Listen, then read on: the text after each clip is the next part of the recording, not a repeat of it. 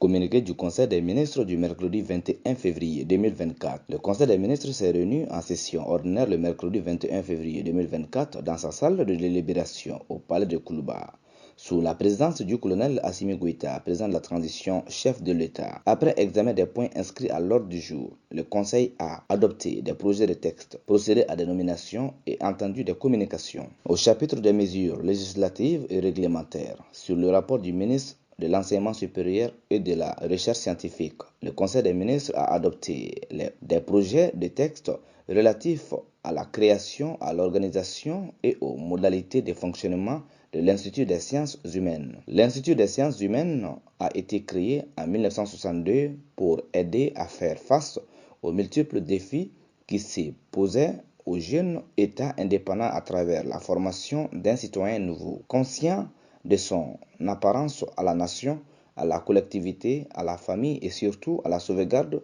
des valeurs cardinales de la société. Il a été érigé en établissement public à caractère scientifique et culturel par l'ordonnance numéro 02-057 PRM du 5 juin 2002 avec pour mission de développer la recherche dans les domaines des sciences humaines et sociales, notamment en matière de connaissance des sociétés et des cultures maliennes. Le décret numéro 06-477 PRM du 9 novembre 2006 fixe son organisation et les modalités de son fonctionnement. Grâce à ses activités scientifiques, l'Institut des sciences humaines a favorisé un engouement pour la recherche à une prise de conscience de l'intérêt des sciences humaines et sociales dans le développement des sociétés maliennes. Cependant, l'évolution de l'environnement scientifique, juridique et institutionnel a révélé certaines insuffisances dans le domaine de l'organisation de l'Institut. Les projets de texte adoptés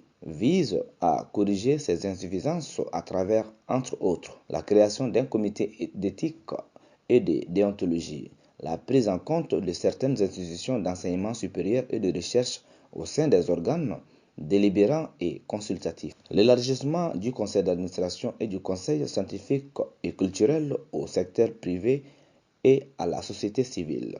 Bamako, le 21 février 2024, le secrétaire général du gouvernement Birama Coulibaly.